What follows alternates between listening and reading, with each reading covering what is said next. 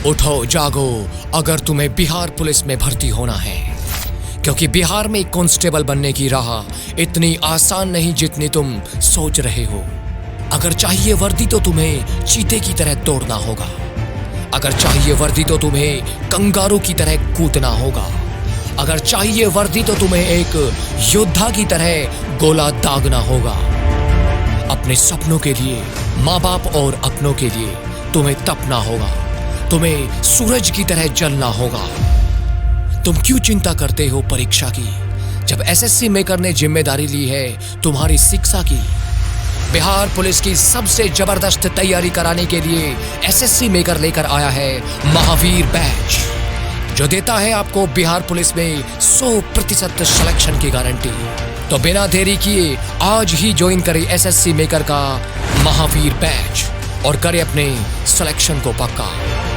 अधिक जानकारी के लिए आप एसएससी मेकर ऐप डाउनलोड करें और दिए गए नंबर पर कॉल करें।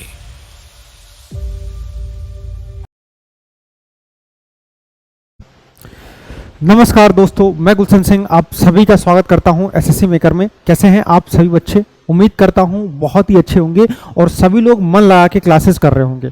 आपको बता दूं, ये जो क्लास आपकी होगी, आपके आने वाले एमटीएस एग्जाम हो, बिहार पुलिस का एग्जाम हो, एमपी पुलिस का एग्जाम हो, हर एग्जाम के लिए, कोई भी एग्जाम देंगे जहां भी मैथ पूछा जाएगा उसके लिए बहुत ही इंपॉर्टेंट है।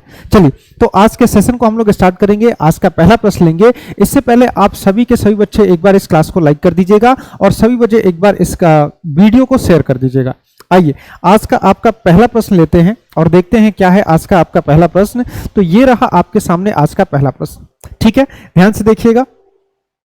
आज अपना क्वेश्चंस व्हाइट बैकग्राउंड पे है, कोई दिक्कत नहीं है, हल्का सा पीलापन आपको दिख रहा होगा, बट चलिए। आपसे कहा गया है कि तीन संख्याएं 1/2, 2/3, 3/4 के अनुपात में है। सबसे बड़ी संख्या और सबसे छोटी संख्या के बीच का अंतर 33 है। तो तीन संख्याओं का एचसीएफ क्या होगा? अब क्या ये कैसे निकलेगा? आपको अनुपात दिया गया, वो भी फ्रैक्शन में, ठीक है? तो लास्ट की क्लास में हम लोग सीखे हैं कि फ्रैक्शन में है तो उसको चेंज करेंगे, ठीक है? अनुपात फ्रैक्शन में है तो चेंज करेंगे, फ्रैक्शन से निकालेंगे। दूसरी चीज, यहां पे आपको दो संख्याओं के बीच का अंतर दिया है, आपसे एचसीएफ पूछा है। तो क्या आप पहले सारी संख्याएं निकालेंगे उसके बाद इसका एचसीएफ निकालेंगे, या फिर दूसरा कोई मेथड है? तो आइए सबसे पहले इस क्वेश्चन को हम लोग करेंगे। आपको दी गई है तीन संख्याएं, उनका अनुपात 1/2, 2/3 और 3/4 है। देखिए, आपको सबसे पहले तो इसको फ्रैक्शन से हटाना है। कैसे हटेगा? नीचे संख्याएं जैसे हैं, 2 है, 3 है, 4 है, इन तीनों संख्याओं का एलसीएम ले लीजिए, ये हो जाएगा 12। इस 12 को सभी में गुणा करिए, ठीक है? इस 12 को आप सभी में गुणा करिए, इस 12 को आप सभी में गुणा करिए। जैसे ही 12 को गुणा करेंगे, ये हो जाएगा 2 छके 12, 3 चौके 12 यानी 4 दूना 8, 4 तिया 12 यानी 3 तिया 9, यानी कि तीन संख्याओं का अनुपात हो गया 6 का, 8 का और 9 का।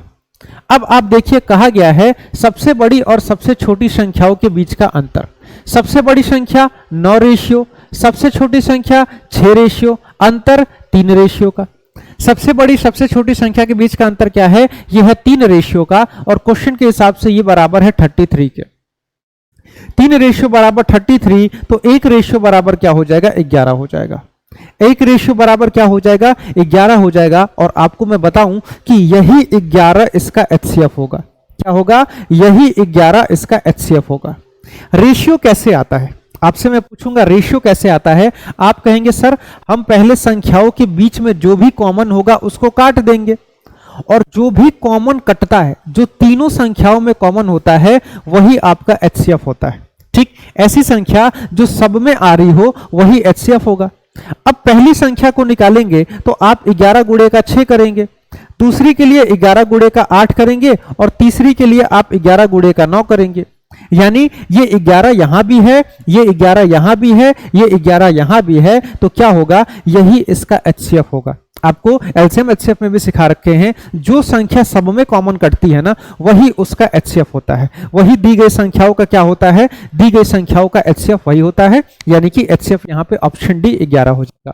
1 रेशियो का मान निकालेंगे और वही 1 रेशियो का मान यहां पे एक एचसीएफ होगा, ठीक है? अच्छा सा लॉजिकल सा क्वेश्चन है, इसको आप सभी लोग ध्यान रखिएगा। चल आइए, अब एक कैलकुलेशन वाला सवाल करते हैं। क्या कहा गया है, एक कक्षा में ग्रामीण और शहरी छात्रों का अनुपात 4:7 है। यानी कि कोई कक्षा है, उसमें आपके ग्रामीण वाले छात्र भी हैं, ठीक है, ग्रामीण वाले छात्र भी हैं और शहरी वाले छात्र भी हैं।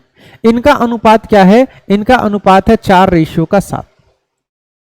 इनका अनुपात क्या है, 4:7। एक परीक्षा में ग्रामीण और शहरी छात्रों के औसत अंक प्रतिशत 65 और 63 है। यानी ग्रामीण छात्रों का औसत अंक 65 है और शहरी वालों का 63 है, ठीक है, यह भी आपको दिया गया है। कक्षा के कुल औसत प्रतिशत अंक क्या है आपको बताने। अब देखिए, आप ऐसा मान लीजिए कि गांव है, गांव वाले स्कूल में 4 बच्चे और शहर वाले में 7 बच्चे, ठीक है। गांव के बच्चों का जो औसत अंक है 65 है और शहर वालों का 63 है। अब आपसे पूछा गया कि सबका औसत बता दीजिए, पूरे कक्षा का औसत बता दीजिए। तो हम लोग कैसे करेंगे, हम कैसे करेंगे, हम देखेंगे गांव के 4 बच्चे और औसत 65। अगर मैं पूछूं कुल स्कोर कितना हो जाएगा, कुल कितना हो जाएगा, तो आप 4 गुणे का 65 करेंगे, 6 चौके 24, 240 और 20 260। यानी कि इनका कुल अंक 260 हो जाएगा। गांव में 4 बच्चे, एक बच्चे का अंक 65, तो सभी का अंक कितना, सभी का अंक 260 नंबर। अच्छा, शहर में 7 बच्चे हैं और एक बच्चे का अंक अगर आपका 63 है, औसत अंक का मतलब क्या है, लगभग सबका 63 63 63। तो अगर ऐसे 7 बच्चे हैं तो इनका कुल अंक क्या हो जाएगा, 7 या 21 का 1 कैरी 2, 7 6 42 और 2 44, यानी कि 441। ठीक, क्या हो गया, गांव वालों का 260, शहर वालों का 441, कुल मिला के कितना हो गया, कुल मिला के देखेंगे तो 402, 601, 701। कुल अंक कितना, कुल अंक 701। कुल अंक कितना हो गया पूरे कक्षा में, गांव वाले बच्चे मिला लीजिए, शहर वाले बच्चे मिला लीजिए, सबको मिला के 701 नंबर हो रहा है। और कुल कितने बच्चे हैं, तो 4 बच्चे मान लीजिए गांव में, 7 बच्चे शहर में, यानी 11 बच्चे हैं। तो 701 बट्टे का 11 करेंगे, क्या हो जाएगा, 11 छके 66, 41, 11 तिया 33, ठीक है, 41। और आपका बच जाएगा 7, यानी कि 63.67 के करीब जाना चाहिए।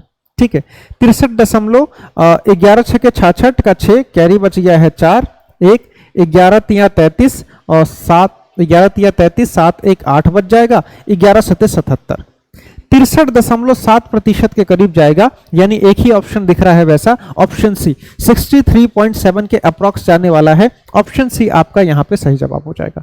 क्या हो जाएगा, ऑप्शन सी 63.73 आपका यहां पे हो जाएगा सही जवाब। ठीक है, तो ये आप ऐसे करेंगे। चल आइए अगले क्वेश्चन पे चलेंगे, नेक्स्ट क्वेश्चन को हम लोग करेंगे। आइए जरा इस क्वेश्चन को देखिए, सारे बच्चे इस क्वेश्चन को खुद से करेंगे, उसके बाद जो भी आंसर आएगा ना उसको आप सभी बच्चे कमेंट बॉक्स में देंगे। ठीक है, आपको पता है लास्ट क्लास में एक क्वेश्चन कराए थे, लास्ट क्लास में एक क्वेश्चन कराए थे और उसको हम नेक्स्ट की क्लास में उसका सोल्यूशन दे देंगे। ठीक है, अभी एक जो क्वेश्चन आपको टेस्ट के तौर पे दिए थे उसका सॉल्यूशन अगली क्लास में। अब देखिए यहां पे क्या कहा गया है, अणु किसी वस्तु का विक्रय मूल्य इसके उत्पादन लागत से 25% अधिक निर्धारित करता है।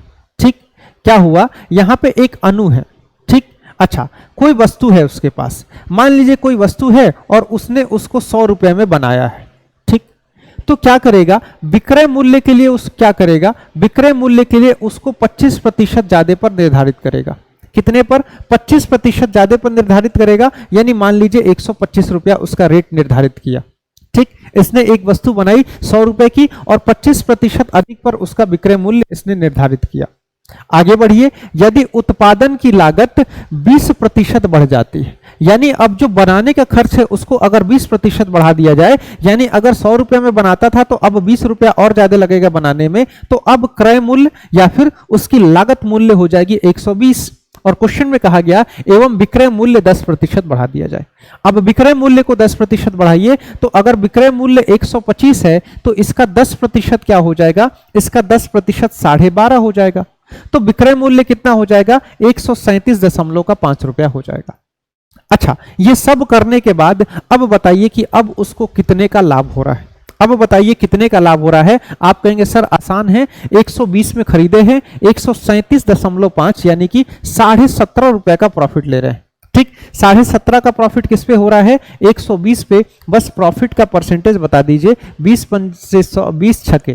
ठीक है, ये 5 पंजे 25 का 5 कैरी 2, पांच पंजे 25 का 5 कैरी 2, 5 सत्ते 35, 2 37 का 7 कैरी 3, 5 एकम 5 3 8 यानी कि 87.5 बट्टे का 6।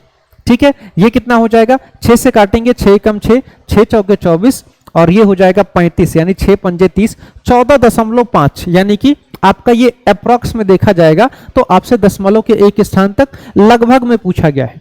और देखेंगे 14.5 के करीब कुछ नहीं है तो लगभग में ये 14.6 के करीब में चला जाएगा। कितना लाभ हुआ, हमसे जो जो कहा गया कि ये वाला रेट बढ़ा दीजिए, इतना % यहां बढ़ा दिए, हमने सब किया और उसके बाद से पता चला कि हमारा ऑप्शन बी यानी कि 14.6% यहां पे सही जवाब आने वाला है। ठीक है, कितना आ रहा है, 14.6% आपका यहां पे सही जवाब आएगा। ठीक, आइए अगले क्वेश्चन को हम लोग देखेंगे। तो अगले क्वेश्चन में क्या कहा गया है, ध्यान से देखिए, आसान सा क्वेश्चन है और बड़ी आराम से आप लोग बस समझेंगे तो हो जाएगा। क्वेश्चन में कहा गया है एक कार 30 किलोमीटर प्रति घंटा की गति से चलना शुरू करती है और प्रत्येक घंटे के बाद अपनी गति में 5 किलोमीटर प्रति घंटा की वृद्धि करती है। एक अन्य कार स्थिर गति 40 किलोमीटर प्रति घंटा की गति एक अन्य कार की स्थिर गति 40 किलोमीटर प्रति घंटा है।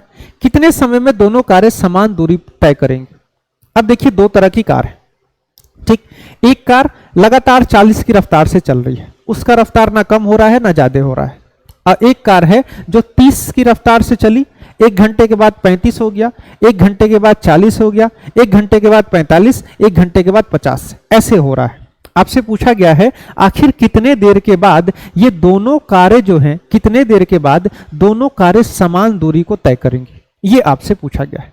कैसे करेंगे, तो देखिए एक कार है, ये लगातार 40 की रफ्तार से चल रही है। ठीक है, लगातार 40 की रफ्तार से, पहले घंटे में 40, दूसरे घंटे में 40, तीसरे घंटे में 40, हर घंटे में 40। एक दूसरी कार है, पहले घंटे में चली 30, फिर से चली 35, अब फिर से अगले में चलेगी 40। ठीक, ये लगातार 40 पे चल रही है। अब एक चीज को ध्यान से देखिएगा, पहले घंटे में क्या हुआ, पहले घंटे में ये देखेंगे इससे कंपेयर करेंगे तो 10 किलोमीटर कम चली है। ठीक, दूसरे घंटे में इससे कंपेयर करेंगे तो 5 किलोमीटर कम चली है। तीसरे घंटे में कंपेयर करेंगे तो ये समान दूरी दोनों कारें चली हैं। अच्छा, अब ये दो गैप आ रहा है तो ये दो गैप कैसे मेंटेन होगा, देखिए अगले घंटे में इसकी चाल हो जाएगी 45, यानी इससे कंपेयर करेंगे तो 5 किलोमीटर ज्यादा चलेगी। फिर से अगले में इसका हो जाएगा रफ्तार 50, इससे कंपेयर करेंगे तो इसके ये 10 किलोमीटर ज्यादा चल जाएगी। ठीक, तो ये जो 5 किलोमीटर की कमी थी उसको इसने मेंटेन कर दिया, ये जो 10 किलोमीटर की कमी थी उसको इसने मेंटेन कर दिया, सब मेंटेन हो गया। और कितना समय लगा, तो आप जोड़ लीजिए, आप देखेंगे 1 घंटा, 2 घंटा, 3 घंटा, 4 घंटा, 5 घंटा, यानी 5 घंटे के बाद क्या होगा, 5 घंटे के बाद दोनों कारों की गति मतलब दोनों कारों के द्वारा चली गई दूरी समान हो जाएगी। क्या होगा, दोनों कारों के द्वारा चली गई दूरी समान हो जाएगी। और अब ये लोग जितना आगे बढ़ेंगी तो ये वाली कार अब उससे आगे निकलती जाएगी। ठीक, तो बस आपको यहीं तक करना था। आप इसमें क्या करते हैं ना, जैसे जैसे ही ये 40 पे आया, ठीक, दोनों की गति जहां पे समान हुई, आपको कुछ नहीं करना है। अगर इधर 2 घंटे लगे हैं तो इसको मेंटेन करने में आगे 2 घंटा लगेगा। अगर यहां पे 2 घंटे का समय लगा है यहां तक पहुंचने में, तो आगे 2 घंटे का और समय लगेगा इसको मेंटेन करने में। ठीक है, चलिए आगे 2 घंटे का और समय लगेगा इसको मेंटेन करने में, तो 2 घंटा ये, 2 घंटा ये, टोटल 4 घंटा, और बीच का 1 घंटा यानी 4 प्लस का 1 कितना हो जाएगा, तो ये आपका हो जाएगा 5 घंटा। क्या हो जाएगा, 5 घंटे के बाद क्या हो जाएगा, दोनों की दूरी समान हो जाएगी। और बस यही आपसे सवाल में पूछा गया था। आपको बता दें, जो भी बच्चा बिहार पुलिस कांस्टेबल की तैयारी कर रहा है तो महावीर बैच से जुड़ जाइए। आप एमटीएस का तैयारी कर रहे हैं, जो कि आपको पता है बहुत ही आसान होता है एमटीएस में सिलेक्शन लेना, और हमने बहुत ही अच्छा एमटीएस में किया है। आप देखेंगे तो एमटीएस के बहुत से बच्चे हैं जो सेलेक्ट हुए हैं एसएससी मेकर से पढ़ के। तो एमटीएस के लिए भी आपका चल रहा है मुक्ति बैच मात्र 350 रुपए में। इसके साथ सीएचएसएल के लिए आपका चल रहा है श्योर सिलेक्शन बैच, और आपका एमपी पुलिस कांस्टेबल के लिए चल रहा है महाकाल बैच। ये सारी की सारी चीजें सबसे कम रेट पर और सबसे बेहतर मटेरियल के साथ आपको अवेलेबल होंगी एसएससी मेकर के ऐप पे। आइए तो जरा इस क्वेश्चन को हम लोग करेंगे। क्वेश्चन में कहा गया है कि एक काम को 20 आदमी 50 दिन में पूरा कर सकते हैं। ठीक, एक काम को 20 आदमी 50 दिन में पूरा कर सकते हैं। 10 दिन के काम के बाद 30 और आदमी उनके साथ जुड़ जाते हैं। तो कितने दिन पहले काम पूरा हो जाएगा आपको ये बताना है। अब आपको क्या पता चला कि अगर 20 लोग किसी काम को करेंगे, आपको पता है एमडीएच रूल लगेगा, ठीक। यहां पे सिर्फ मैन और डे है तो एमडी वाला रूल, ठीक। एच वाला सिस्टम नहीं है क्योंकि घंटा आपको नहीं दिया गया है, ठीक। आपको पता चला कि अगर मैं 20 आदमी को रखता हूं और 20 आदमी लगातार 50 दिन तक काम कर दे तो पूरा का पूरा काम खत्म हो जाएगा, ठीक। ये आपको पता चला कि 20 आदमी अगर 50 दिन तक काम करते हैं तो काम खत्म हो जाता है। लेकिन आपने काम शुरू किया, ठीक। आपके पास मान लीजिए आपने 20 आदमी को लेके काम शुरू किया और आप 10 दिन तक काम किए, ठीक। तो ये 10 दिन का काम तो आपका हो गया। अब 10 दिन का काम हो गया, इसके बाद क्या हुआ कि 30 और आदमी आ गए, ठीक। 20 आदमी ने 10 दिन तक काम कर दिया, 30 और आदमी आ गए, यानी अब 50 आदमी हो गए। कितने हो गए? 50 आदमी हो गए, ठीक है। अब 50 आदमी और कितने दिन काम करेंगे? तो हम ये मान लेते हैं अगर ये 50 आदमी x दिन और काम करते हैं तो काम खत्म हो जाएगा। और जरा इसका आंसर आप सभी बच्चे कमेंट बॉक्स में जरूर दीजिएगा, ठीक है, क्योंकि यहां पे एक कंफ्यूजन है और जो आप कंफ्यूजन में फंसेंगे, ठीक। अब ऐसा हो गया 20 आदमी 10 दिन तक काम किए, उसके बाद 50 आदमी हो गए। अब मुझे नहीं पता है कितना दिन काम चलेगा, मैं मान लेता हूं 50 आदमी ने और x दिन तक काम किया होगा। अब जब इसको सॉल्व करेंगे तो आप 20 पंजे 1000, 5 दूना 10 और 2 जीरो, और ये 20 दूने का 200, इसको यहां कर दीजिए, माइनस में कर लीजिए 200, बराबर में क्या हो जाएगा 50x के। 1000 में से 200 जाएगा, 800 बचेगा, 800 बराबर 50x हो जाएगा, ठीक है। 0 से 0 काटेंगे, 5 से काटेंगे 16, यानी x बराबर सारे बच्चों का 16 आ रहा होगा। और 16 आ रहा होगा, 16 ऑप्शन में ही नहीं है तो कैसे होगा? 16 सभी बच्चों का आया होगा लेकिन 16 ऑप्शन में है नहीं, तो कैसे करेंगे? आप देखिए, कहने का मतलब है कि 50 आदमी और 16 दिन काम करेंगे ना तो काम खत्म हो जाएगा। कितना दिन? और 16 दिन काम करेंगे तो काम खत्म हो जाएगा। पहले काम कितने दिन में खत्म हो रहा था? तो पहले काम खत्म हो रहा था 50 दिन में, ठीक। 50 दिन में से देखेंगे 10 दिन काम हो गया, ठीक। 16 दिन और काम चलेगा तो काम खत्म हो जाएगा, यानी कुल मिला के कितने दिन काम हुआ? 10 दिन काम हो गया, 16 दिन और काम होगा, यानी कुल मिला के 26 दिन में काम खत्म हो रहा है। क्या हो रहा है? कुल मिला के 26 दिन में काम खत्म हो रहा है।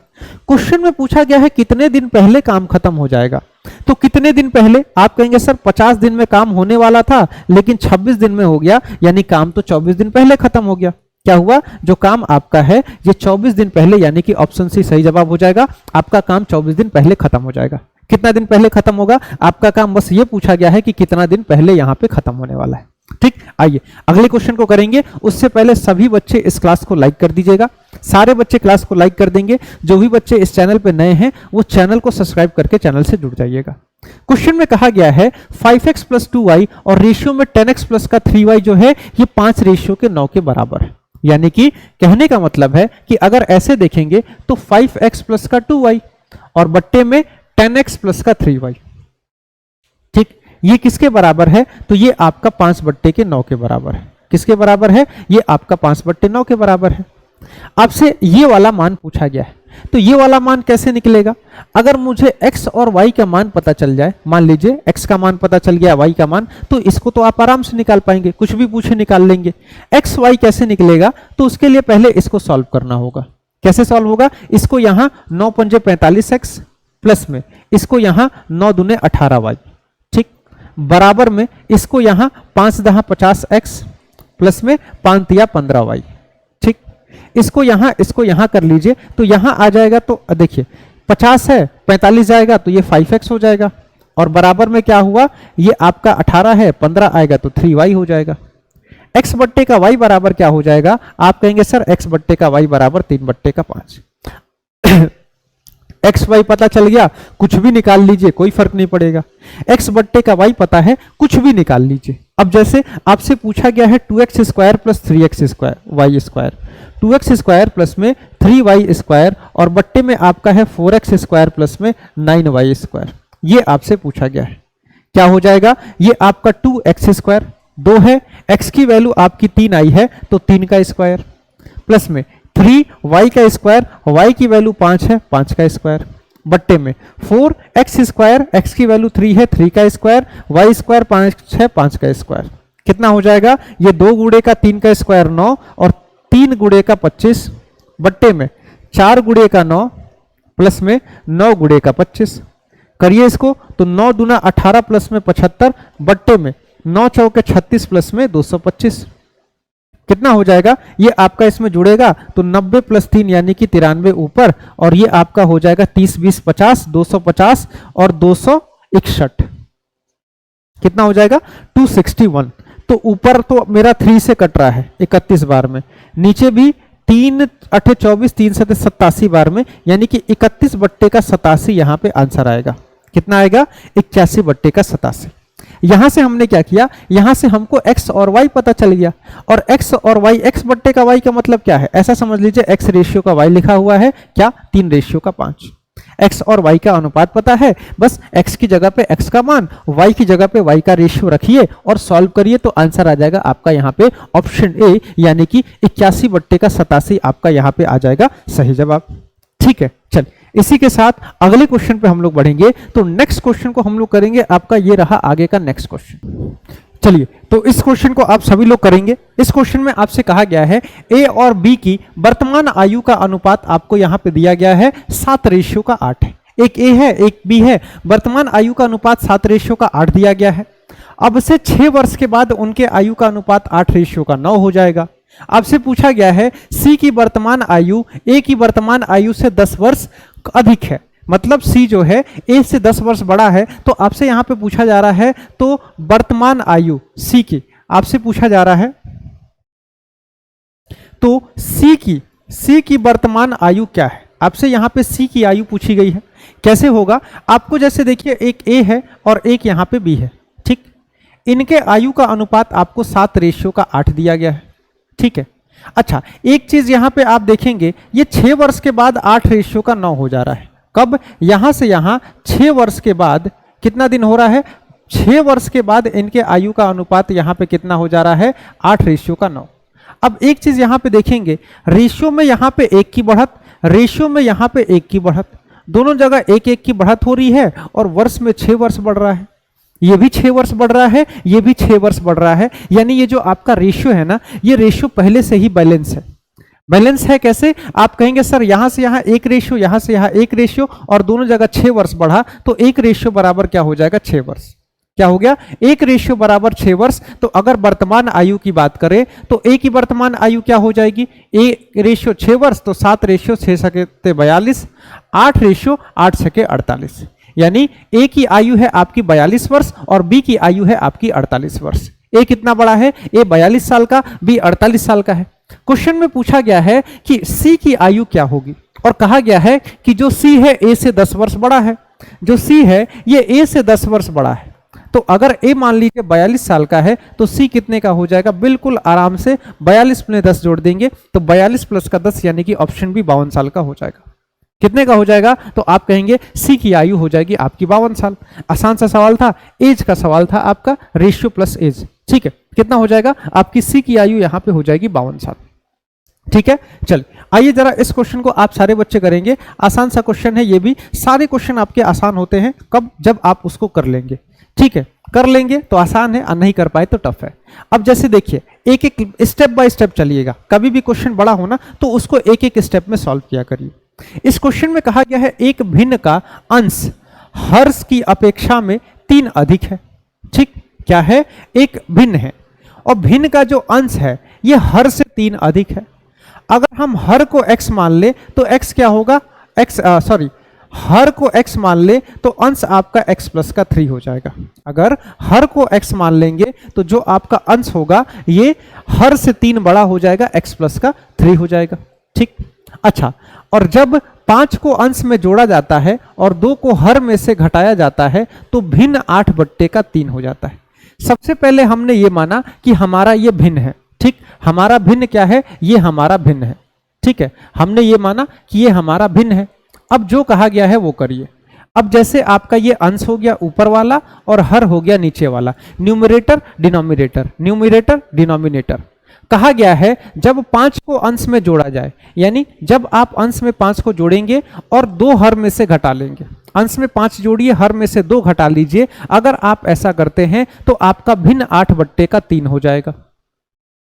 अब ये जोड़ेंगे तो ऊपर आपका x प्लस का 8 हो गया, नीचे आपका x माइनस का 2, और ये किसके बराबर है 8/3 के।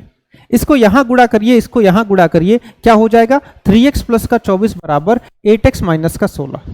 ठीक, इसको यहां करिए तो 5x बराबर क्या हो जाएगा, इसको लाके जोड़िए 5x बराबर 40, तो x बराबर क्या हो जाएगा 8। ठीक, x की वैल्यू क्या हो जाएगी आपकी, यहाँ पे x की वैल्यू 8 आ गई। आपसे पूछूंगा भिन्न क्या है, आपने कहा था भिन्न है आपका x प्लस का 3, यानी कि 8 प्लस का 3 बट्टे में 8, यानी कि आपका भिन्न क्या है 11/8। ठीक है, अगर आपसे साफ साफ पूछता कि भिन्न क्या होगा, कौन सा होगा भिन्न, तो भिन्न आप 11/8 बताते। लेकिन क्वेश्चन में कहा गया है कि जब मूल भिन्न को 1/2 से विभाजित किया जाता है तो प्राप्त होने वाला भिन्न क्या होगा।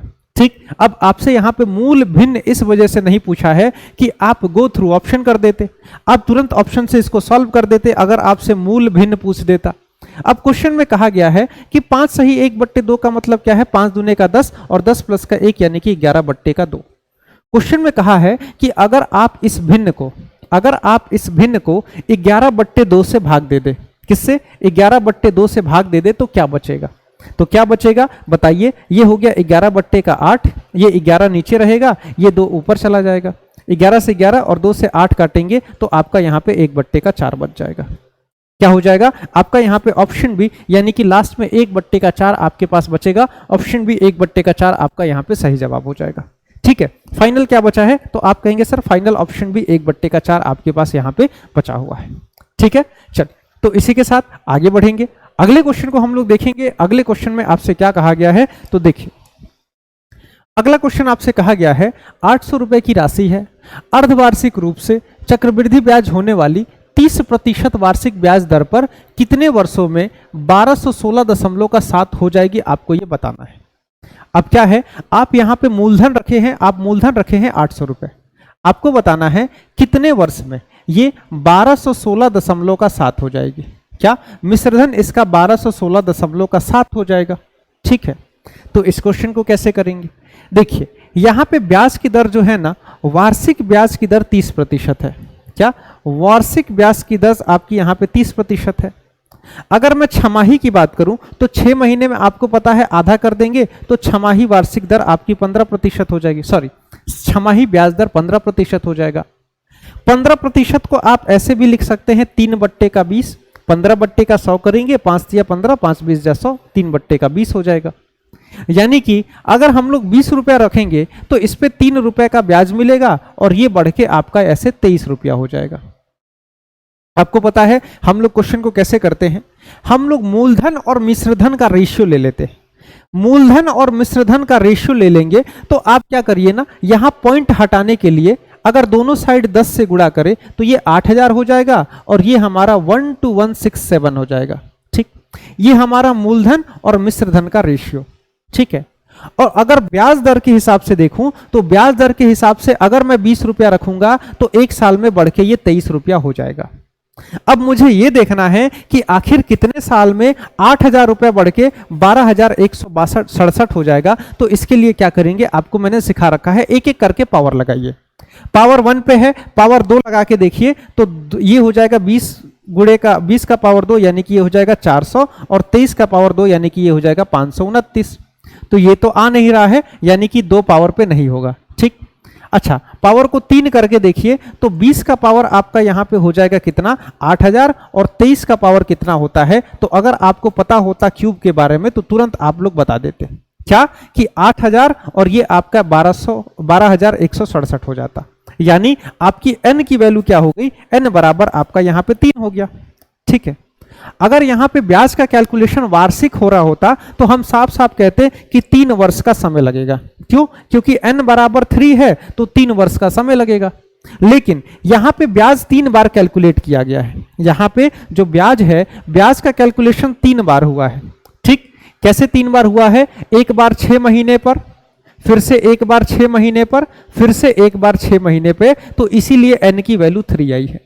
ब्याज का कैलकुलेशन 3 बार हुआ है और ये मुझे ये बता रहा है कि 6 महीना 6 महीना 6 महीना यानी कुल मिला के आपका पैसा 18 महीने तक रहा है।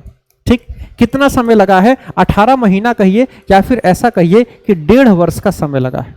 कितने दिन में ये ब्याज मिला है? तो आपको 1.5 वर्ष में ब्याज मिला है। तो समय क्या हो जाएगा? अगर इस हिसाब से देखेंगे तो ऑप्शन ए 1.5 वर्ष हमारा सही जवाब हो जाएगा। कितना समय लगेगा? तो आपको यहाँ पे 1.5 वर्ष का समय लगेगा। क्यों? क्योंकि ये छमाही था। अगर यही हमारा वार्षिक होता तो हम कहते सर n की वैल्यू 3 आई है, यानी कि 3 साल का हमको समय लगा होगा। अब इस क्वेश्चन को देखेंगे, इस क्वेश्चन को देखिए ध्यान से। ये क्वेश्चन आपका किससे रिलेटेड है? ये क्वेश्चन आपका रिलेटेड है औसत से। सभी बच्चे क्लास को लाइक कर दीजिएगा। जो भी बच्चे इस चैनल पे नए होंगे ना, चैनल को सब्सक्राइब करके आप सभी बच्चे चैनल से जुड़ जाइएगा। इस क्वेश्चन में कहा गया है 4 लोग हैं, A, B, C और D, और इनका औसत भार 33 किलो है। क्या है? 4 लोग हैं। एक A है, एक B है, एक C है, एक D है। ठीक है, A है, B है, C है, D है। ठीक, औसत भार है 33 किलो। अगर मैं आपसे पूछूं कुल भार कितना हो जाएगा, तो आप क्या करेंगे? 33 में 4 से गुणा कर देंगे तो 120 132 किलो हो जाएगा। ठीक, कुल भार कितना हो जाएगा या फिर इनके भार का योग कितना हो जाएगा? तो आप कहेंगे सर ये 132 किलो होगा। आगे सवाल में कहा गया है कि जो C है A से 12 किलो हल्का है, यानी कि अगर A की वजन को x मानेंगे तो C का वजन x माइनस का 12 किलो हो जाएगा। 12 किलो कम है। इसी तरह कहा गया है जबकि B जो है C से 6 किलो भारी है। B जो है B इस C से 6 किलो भारी है, इस C से 6 किलो ज्यादा है। तो माइनस के 12 में जब 6 प्लस किया जाएगा तो यहां पे आपका माइनस का 6 हो जाएगा। ठीक, यहां पे माइनस का 6 हो जाएगा। अच्छा, इसी तरह आगे बढ़ेंगे तो D की बात करेंगे तो D का वजन C से 10 किलोग्राम कम है। जो D का वजन है, D का वजन C से 10 किलो कम है, तो इसमें से 10 किलो कम करिए। C के वजन में से 10 किलो कम करेंगे तो कितना हो जाएगा? ये आपका x माइनस का 22 हो जाएगा। क्या हो जाएगा? x माइनस का 22 किलो। अब ये जो भी चीजें दी गई थी, इससे हमने क्या क्या निकाल लिया? इससे हमने निकाला A का वजन, B का वजन, C का वजन, D का वजन। अच्छा, मैं कहूंगा सबके वजन को आपस में जोड़ दीजिए। तो जब आप सबके वजन को जोड़ेंगे तो कितना हो जाएगा? x x x x यानी कि 4x। ठीक है, माइनस का 12 माइनस का 6 माइनस का 18, और माइनस के 18 में माइनस का 22 करेंगे तो माइनस का 40 हो जाएगा। और ये आपका हो गया A, B, C और D का कुल वजन। क्या हो गया? A, B, C और D का कुल वजन हो गया। और क्वेश्चन के हिसाब से A, B, C, D का कुल वजन 132 किलो है। इस माइनस के 40 को उठा के यहां करेंगे तो 4x बराबर क्या हो जाएगा? ये आपका 172 किलो हो जाएगा। ठीक, 4x बराबर क्या हो जाएगा? 172 किलो। तो x बराबर क्या हो जाएगा? 4 से काटेंगे, 4 चौके 16, 4 तिया 12, यानी x बराबर 43 किलो हो जाएगा। अगर आपसे कोई पूछे कि बताइए A का वजन कितना है, तो आप कहेंगे सर A का वजन x है, यानी कि 43 किलो। अगर मैं आपसे पूछूं D का वजन कितना है, तो आप कहेंगे सर D का वजन 43 माइनस का 22 है, यानी कि D का वजन 21 किलो है। क्वेश्चन में आपसे पूछा गया है A और D का औसत वजन कितना है, तो A का वजन है 43 किलो, D का वजन है 21 किलो। दोनों का औसत वजन कितना हो जाएगा? 40 20 60 और 4 64, यानी कि कुल वजन 64 किलो। 2 लोग हैं, 2 से भाग दे देंगे तो इनका औसत वजन कितना हो जाएगा? तो ये हो जाएगा 32 किलो, यानी कि ऑप्शन डी आपका यहाँ पे सही जवाब हो जाएगा। ठीक है, तो यही चीज है, एक एक लाइन बाय लाइन क्वेश्चन को करेंगे ना तो आराम से हर एक क्वेश्चन आप सॉल्व कर पाएंगे। ठीक, चल तो आज की क्लास को हम लोग यहीं पे खत्म करेंगे। मिलेंगे आपसे अगली क्लास में, जो कि होगी कल सुबह 8 बजे होगी। और जो भी बच्चे बिहार पुलिस की तैयारी कर रहे हैं, आप एसएससी एमटीएस की तैयारी कर रहे हैं, या फिर Mahakal batch MP police constable की तैयारी कर रहे हैं, तो महाकाल बैच से जुड़िए। आप एसएससी एमटीएस की तैयारी कर रहे हैं तो आप मुक्ति बैच से जुड़िए मात्र 350 रुपए में, और बिहार पुलिस मात्र 250 रुपए में। ये दोनों की दोनों बैचें आपकी लाइव चलेंगी, और ये वाला जो बैच होगा ये आपका रिकॉर्डेड फॉर्म में होगा। ठीक, सीएचएसएल की तैयारी कर रहे हैं तो श्योर सिलेक्शन बैच से जुड़ जाइए मात्र 299 में। ये वाला बैच भी आपका यहाँ पे रिकॉर्डेड है। ठीक, तो ये आपके बैचेज हैं। ये सारी की सारी चीजें आपको एसएससी मेकर के ऐप पे मिल जाएंगी। तो एसएससी मेकर का ऐप डाउनलोड करिए, वहां पे आपको इस क्लास का पीडीएफ भी मिल जाएगा, आपको वहां पे पीडीएफ भी मिल जाएगा। ठीक, रोज रात को 8 बजे एक दिन मैथ और एक दिन रीजनिंग आपको पढ़ाते हैं अजय सर, तो आप सभी के सभी बच्चे इस क्लास से भी जरूर जुड़ा करिए। ठीक है, चलिए तो आज के सेशन को यहीं पे खत्म करेंगे। मिलेंगे आपसे अगली क्लास में, तब तक के लिए सभी बच्चों को नमस्कार, जय हिंद।